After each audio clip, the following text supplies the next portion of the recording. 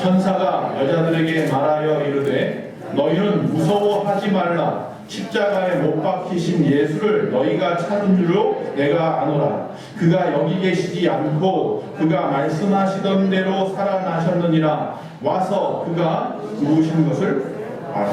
할렐루야.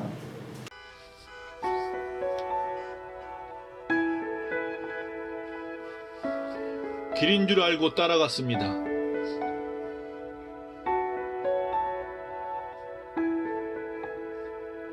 모두가 앞을 향해 가는 그곳.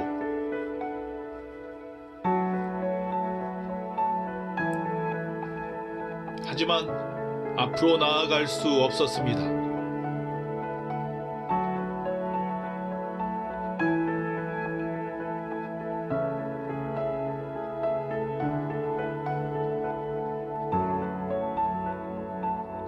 실패와 좌절을 자주 겪다가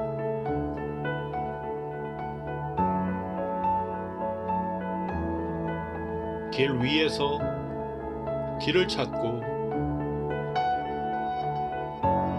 헤매었습니다.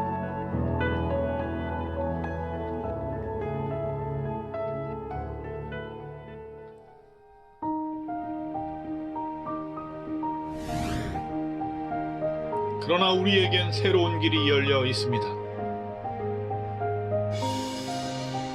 내가 곧 길이요 진리요 생명이니 요한복음 14장 6절.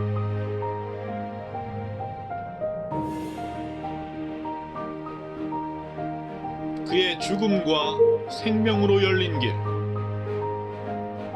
그의 죽음과 생명으로 열린 영원한 길.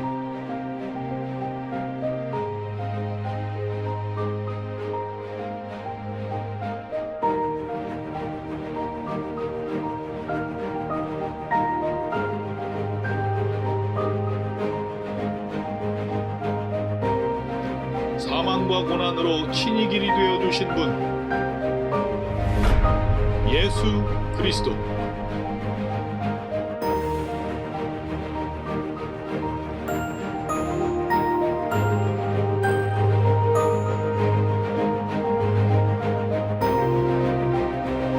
예수 그리스도 주님을 인해 우리는 영원한 하나님의 것이 되었습니다.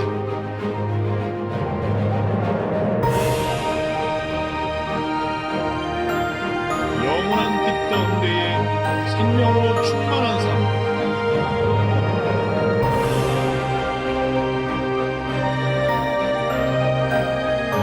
지금 이곳에서 부활의 삶이 시작됩니다.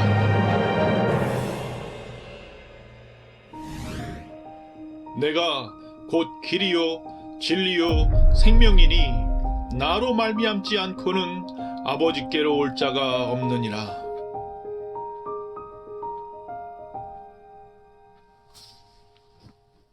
할렐루야. 오늘 다 같이 제목이 있습니다. 시작. 죽어도 사는 인생. 할렐루야. 우리 어떤 역설적인 진리가 이 안에 숨어 있습니다. 저와 여러분은 죽어도 다시 사는 인생인 줄로 믿습니다. 누군가가 기독교의 핵심 메시지가 뭐냐, 무엇이냐라고 물어본다면 딱 두 가지입니다. 십자가와 부활이죠. 만약에 십자가만 생각한다면 반쪽이 되는 거예요.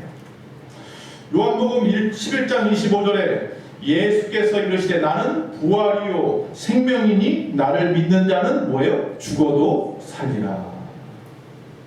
다시 말해 기독교의 핵심은 십자가의 죽음으로 끝나는 것이 아니라는 겁니다.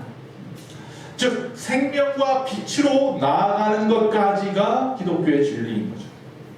이 생명과 빛이라고 말했는데 이 생명과 빛은요 어떤 눈에 보이고 손으로 잡을 수 있는 실체라기보다는 있고 없음의 개념입니다. 즉 다시 말하면 어두움이 우리 앞에 있습니다. 이 어두움은 그러나 실체가 아닙니다.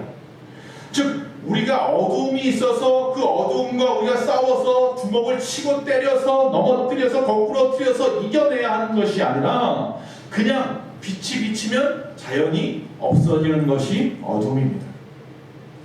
마찬가지로 죽음 또한 그렇습니다. 우리 안에 생명이 들어오면 사라지게 되는 것이 죽음입니다. 즉 우리의 인생을 그냥 죽음이나 어두움이나 하는 것과 싸우느라고 낭비하며 걱정하며 거기에 매여 있으면서 살지 마시고 내 안에 예수 그리스도의 피, 예수 그리스도의 생명을 추구함으로 말미암아서 이제는 더 이상 죽음과 어둠으로부터 내가 자유함을 얻게 될 줄로 믿습니다. 자, 특별히 죽음의 세력이라고 하는 것은요, 말 그대로 우리를 안 되기 원하는 힘입니다. 즉 우리가 안 되기를 원하는 힘이 죽음의 세력입니다. 즉 그것이 바로 죽음의 뿌리입니다. 결국 이 죽음의 뿌리는 뭐예요? 마귀죠. 그러나 이 안 되기를 원하는 세력, 즉 이 마귀의 세력은 뭐 하나 하면 끝나는 줄 아십니까? 예수의 이름이면 끝나는 줄로 믿습니다. 즉 그의 세력이 강해지면 강해질수록 우리는 뭐예요? 예수의 이름을 더 강하게 붙잡으면 되는 겁니다. 그것이 나의 신앙에 오히려 전화위복이 될 수 있습니다. 예수의 이름이면 우리는 죽음의 세력이 가둬다주는 어떤 두려움과 삶에 대한 어떤 죽음의 공포 같은 것을 얼마든지 극복할 수 있는 줄로 믿습니다. 이처럼 예수님의 이름 안에 숨은 의미가 있습니다. 이처럼 예수 부활 안에 숨은 의미가 있습니다. 오늘은 그 부활 안에 숨어있는 의미를 좀 생각해 보려고 합니다. 첫째로 세상에는요 우리가 안 되기를 원하는 세력이 있습니다. 아십니까? 그러나 중요한 것은 뭐냐면 그러나 부활의 예수님께서 그 모든 세력을 깨뜨리셨다는 사실입니다. 어두움도 죽음도 부활하심으로 완전히 깨뜨리셨다는 사실입니다. 성경에는 예수님의 이 부활을 막으려고 하는 많은 세력들이 나옵니다. 바리새인도 나오고 대제사장의 무리들도 나옵니다. 그들은 종교적인 기득권자들이에요. 아니 하물며 이 종교인들이 누구 믿는 사람이에요? 하나님 믿는 사람인데도 불구하고 하나님의 아들 예수 그리스도가 이 땅에 오셨는데 그 세력을 막으려고 하고 그분을 죽이려고 했다는 사실이에요. 자, 그런데 이 종교 기득권자들이 예수님을 십자가에 죽게 한 다음에 무덤을 갖다가 지키고 막고 서 있더라는 거예요. 이처럼 아주 악랄하게 예수님을 갖다가 붙잡아 놓고 예수님을 갖다가 막으려고 하는, 즉 예수 그리스도와 그의 세력을 이 땅에서 묶어 놓으려고 하는 그들이 있었습니다. 그런데 이쯤 되면 좀 생각해 볼 것이 있어요. 아이러니하게도요, 예수님의 제자들은 예수님이 부활에 대해서 3번 크게 말씀하셨는데도 불구하고 잊어버렸어요. 그리고 도망갔잖아요. 그러나 이 예수님을 믿지 않는 그 당시 기득권자들, 이 대적들은요, 예수님의 말씀을 기억하고 있네요. 그가 부활한다고 했으니 그 무덤을 지켜서 막고 서라 라고 말하는 거예요. 여러분, 이 불신자들이 오히려 안 믿는다 하면서도 예수 믿는 우리보다 더 예수를 잘 믿는 경향이 있습니다. 제가 몇 번 예화를 들었어요. 어느 상가 안에 지하에는 술집이 있고 위에 층에는 교회가 있었는데 밑에서 술 마신 사람들이 교회 앞에 엉망이니까 매일 밤마다 교회에서 뭐해요? 저 술집 떠나가게 해달라고 기도회를 해요. 주여 저 술집 좀 떠나가게 해주십시오. 근데 시간이 지나고 어떤 일이 있었어요? 술집이 망해버렸어요. 근데 그게 망했으면 조용히 있으면 되는데 어떡합니까? 법적으로 걸고 넘어서는 거예요.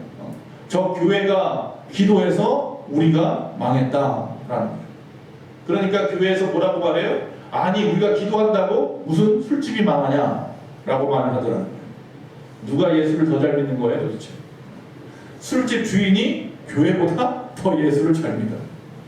우리는 너희들의 기도 때문에 망했다 하는데 교회는 우리가 기도한다고 무슨 교회가 망하겠냐 이런다는 거예요.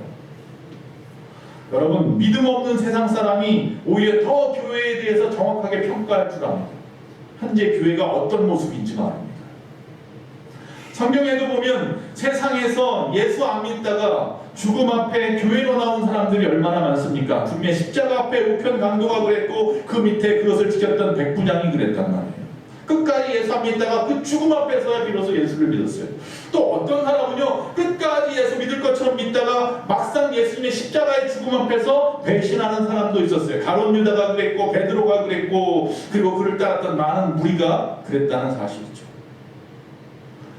그런데 예수님의 이 부활을 막으려는 그들이 하는 일을 좀 보십시오. 정말 어떻게 보면 유치뽕짝입니다. 이렇게 유치할 수가 없습니다. 하나님의 아들 메시아이신 예수 그리스도의 부활을 막겠다고 하는 그들의 행동이 마태복음 27장 66절에 보니까 그들 바리새인들이 경비병 유대 경비병과 함께 가서 돌을 임봉하고 무덤을 굳게 지키니라. 그들이 한 방법이 뭐냐면 예수님의 무덤 앞에 큰 돌로 막아놓는 일, 그리고 황제의 임봉을 갖다가 딱 붙여놓는 일, 그리고 거기다 경비병을 갖다가 양쪽에 세워놓는 일, 그게 전부였어요. 우리가 마귀를 너무 과대평가할 필요가 없다는 것을 이 말씀 속에서 알 수가 있습니다.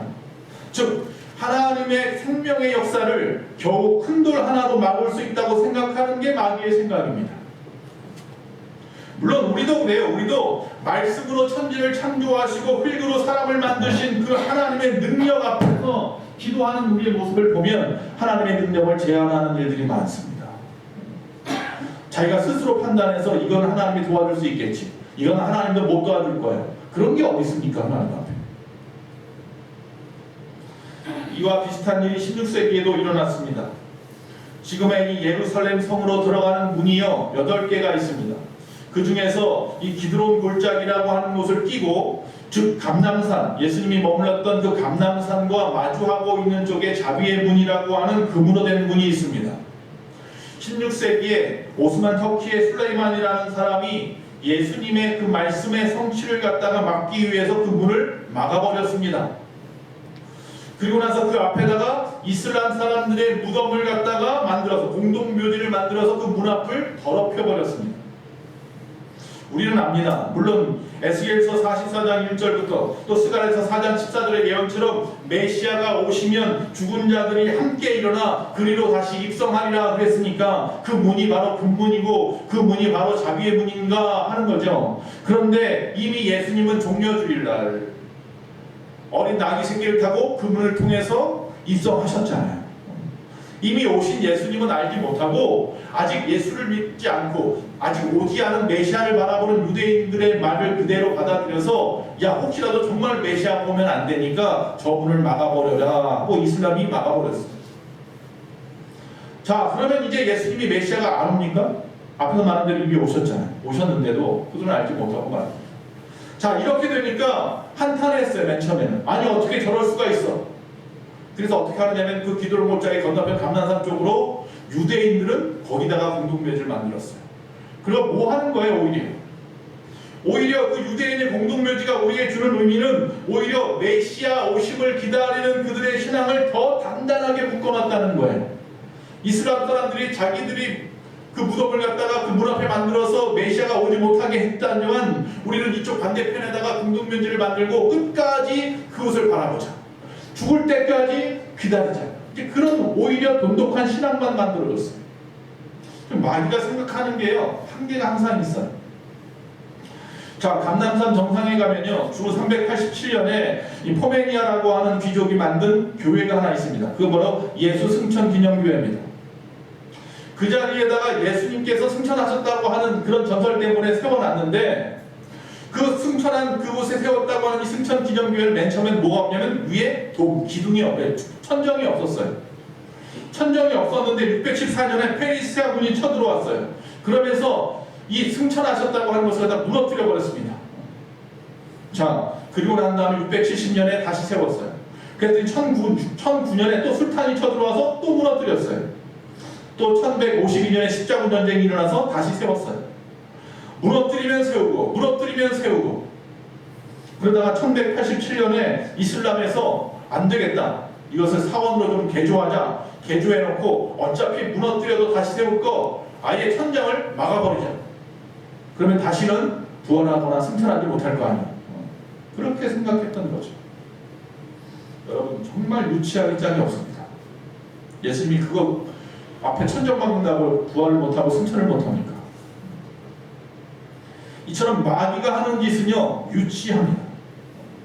즉 우리가 싸워야 할 대상이 이처럼 유치한 대상입니다. 겁먹을 필요가 없습니다. 예수라고 하는 말 한마디면 무서워 덜덜 떨면서 주랭랑 치는 것이 마귀의 세력입니다. 그것이 바로 죽음이고 그것이 바로 어둠입니다.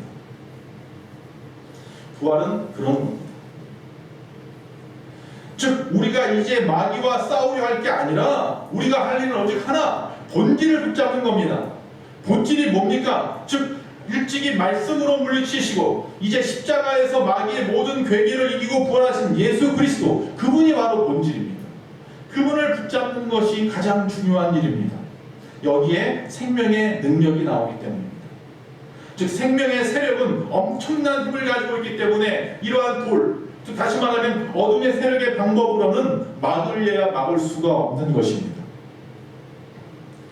자, 그러면 생명의 능력, 근원 되시는 예수 그리스도를 붙잡자고 했는데, 그러면 마귀의 그 유치한 짓을 이길 수 있다고 했는데, 어둠을 물리치고 죽음을 이길 수 있다고 했는데, 예수님을 붙잡는 방법이 뭡니까? 신앙의 가장 근본적인 거, 가장 기본으로 돌아가는 것을 말하는 겁니다. 첫째 뭐가 있을까요? 예배 같은 거예요. 우리가 하나님께 올려드리는 많은 것들 중에 경배의 종합 세트가 뭡니까? 바로 오늘과 같은 예배가 모든 신앙의 종합 세트예요. 그래서 예배하는 거예요. 예배 안에 다 들어있잖아요. 함축되어 있죠. 또 선교입니다. 선교는 주님이 마지막 부활 승천하실 때 남아있는 자들에게 하신 대유언입니다.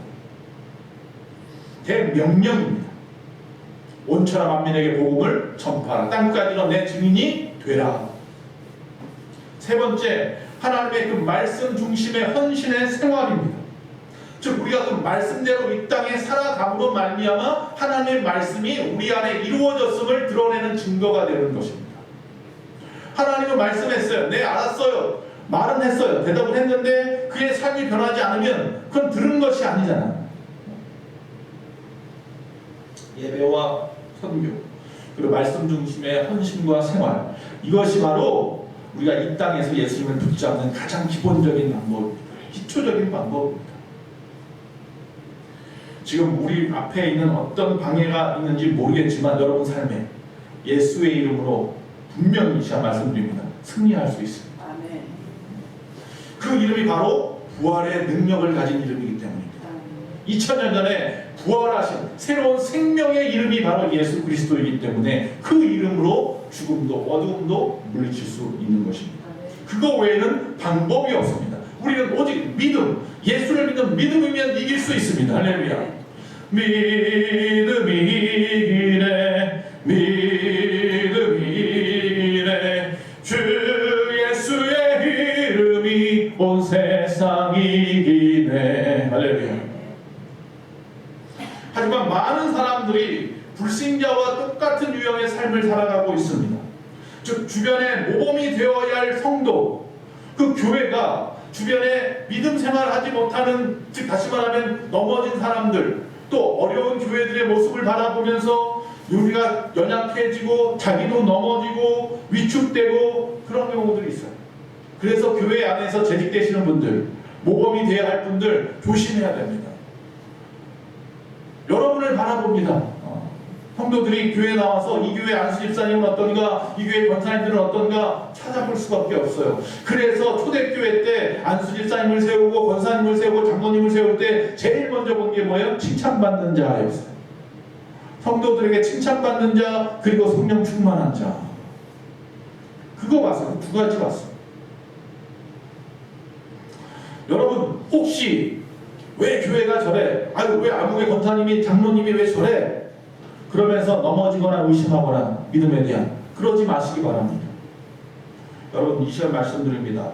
하나님은요 어떤 인간의, 어떤 교회의, 어떤 성도의, 어떤 세상의 범죄함 때문에 흔들리서는 안 되는 그분은 그런 것에 의해서 연관되지 않습니다.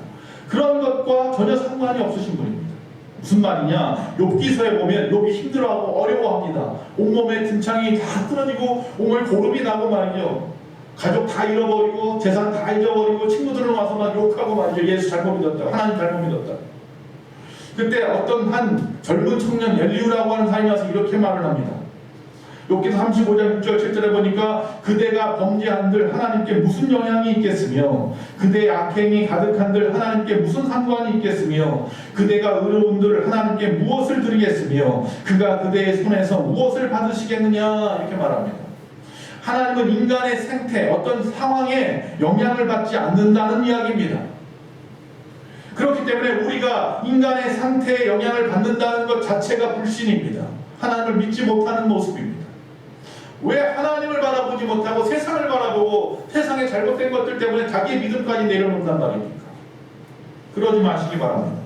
이사야서 63장 3절에 보니까 만민 가운데 나와 함께한 자가 없이 내가 홀로 포도주 틀을 밟았는데 내가 노함으로 말미암아 무리를 밟았고 분함으로 말미암아 짓밟았으며 그들의 선열이 내 옷에 튀어 내 의복을 다 더럽혔으니 하나님께서 말씀하십니다. 어둠의 세력이라고 하는 그 당시 에돔이라고 하는 적군이 있었는데 그들의 그 기고만장함을 보고 하나님께서 그들을 갖다가 피범벅을 만들어 주겠다고 말씀하는 무서운 이야기입니다.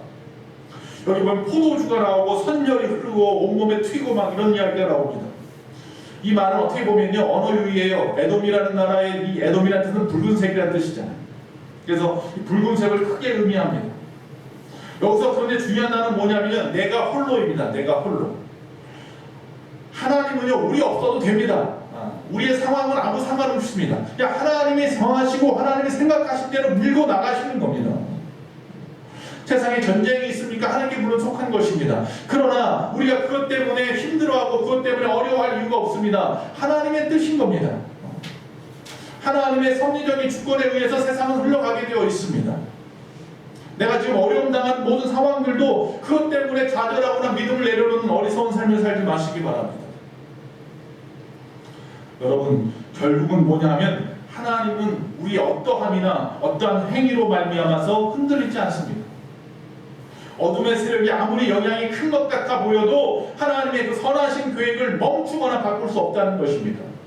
결국 시간이 지나고 나면요 뭐만 남는 줄 알아요? 합력하여 선만 남습니다.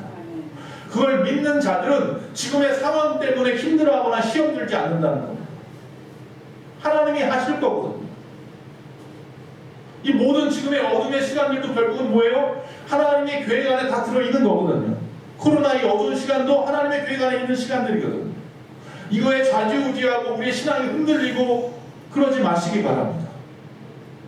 항상 제가 수없이 말씀드립니다. 믿음 바라는 것들의 실상이라고.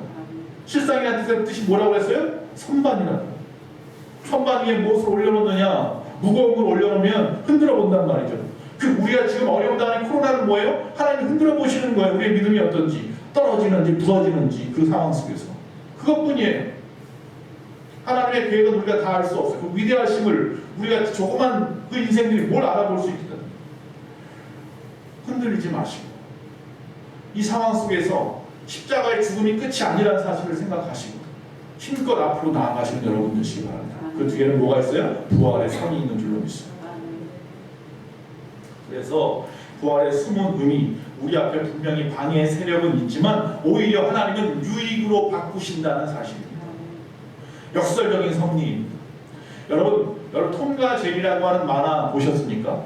톰이라고 하는 고양이가 제리라고 하는 생쥐를 아주 못살게 굽니다. 근데 결국은 누가 이겨요? 생쥐가 이겨요. 마치 마귀는 톰과 같아요. 남들 앞에 그냥 커 보이려고만 노력하고 말이죠. 끊임없이 괴롭힙니다. 그러나 그렇게 강하고 명확해 보이지만 결국 하나님 앞에 맨날 당하는 존재는 마귀예요. 마귀의 입장에서 첫 번째 그래서 예수의 십자가 사건을 접근해 보면요, 마귀는 하나님의 아들 예수 그리스도를 세상에서 가장 극적인 아주 극형이라고 하는 십자가를 지게 함으로 이겼는 줄 알지만, 그러나 오히려 이 십자가는 세상 모든 인류를 구원할 수 있는 가장 좋은 방법이 되었다는 사실입니다.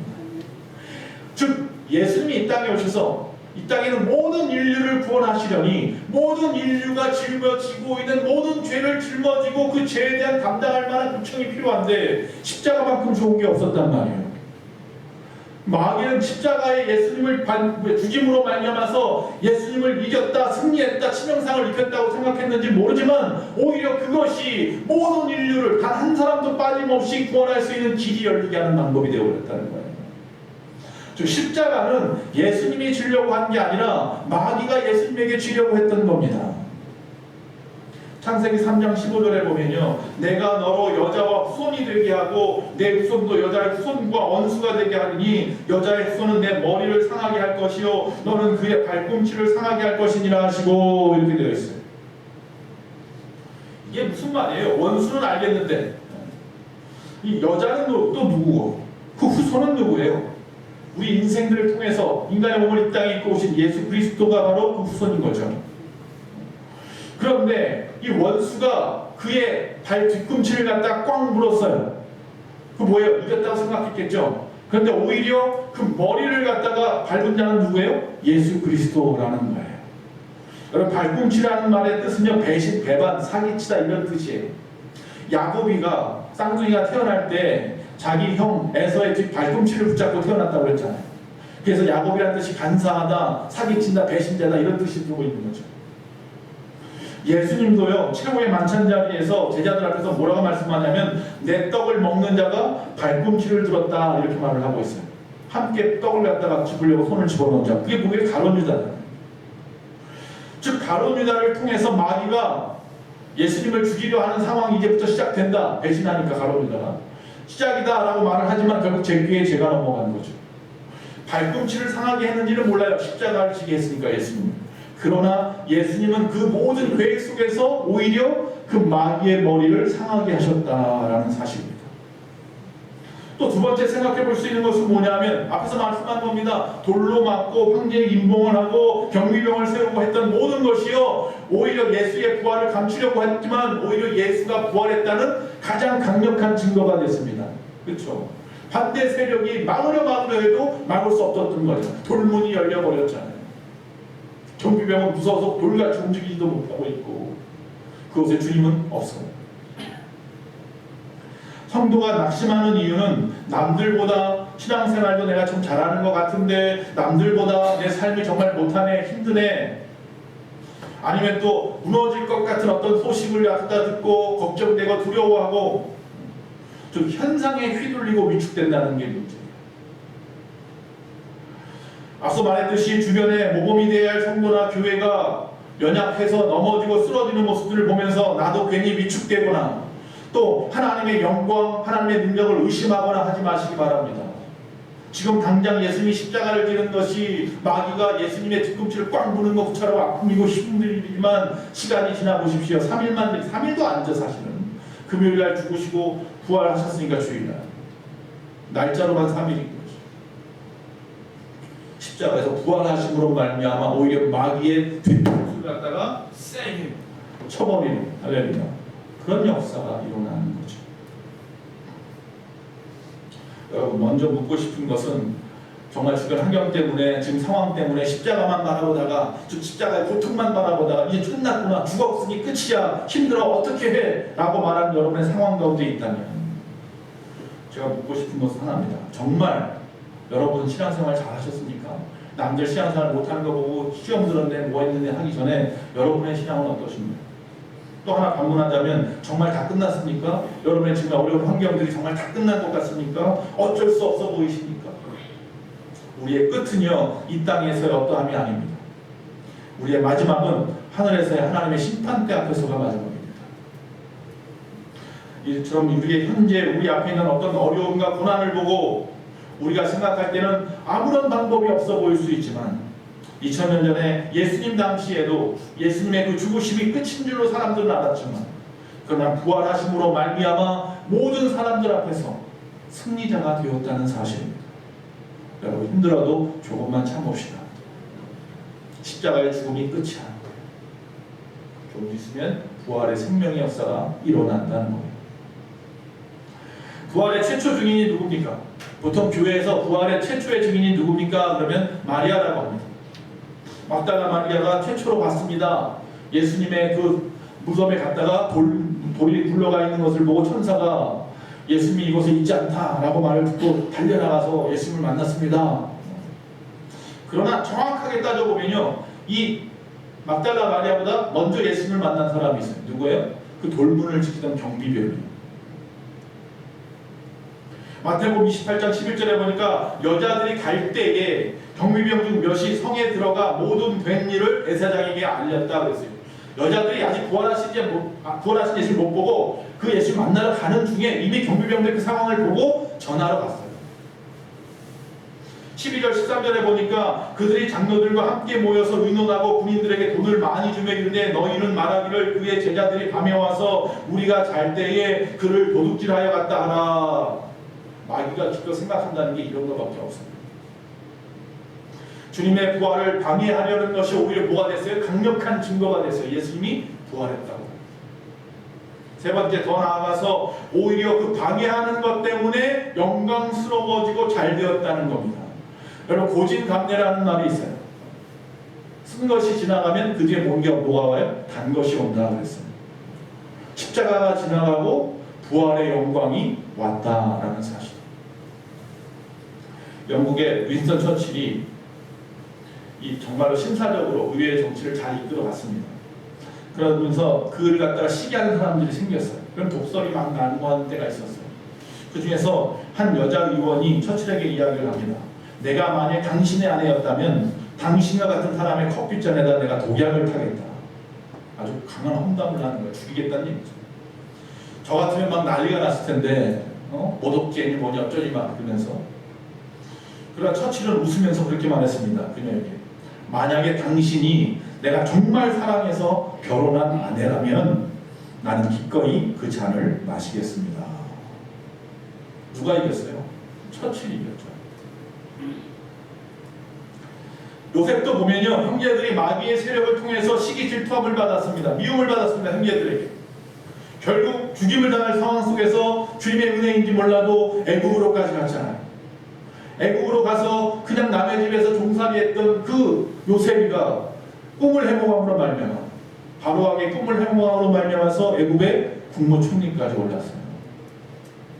창세기 50장 20절에 그래서 그 형제들 나중에 만나서 뭐라고 말합니까? 당신들은 나를 해하려 하였으나 하나님은 그것을 선으로 바꾸사 할렐루야 오늘과 같이 많은 백성의 생명을 구원하게 하시려 하셨나니. 이게 하나님의 진정한 계획과 섭리예요.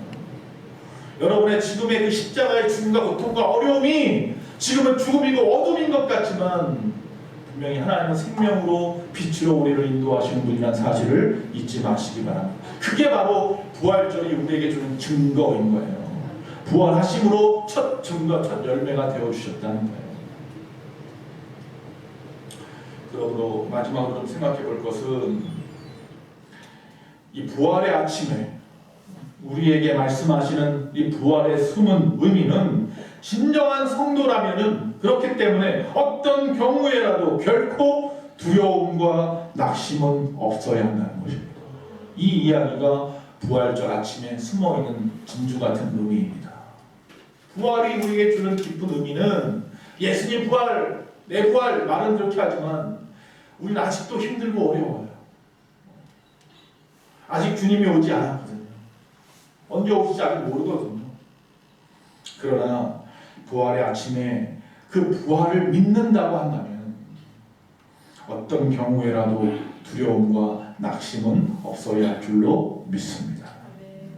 내가 믿는 하나님이 누군지 알게 되면 그 부활의 능력을 믿게 되므로 두려움과 낙심이 아니라 지금부터 긍정적이고 낙천적인 삶을 살게 될 줄로 믿습니다.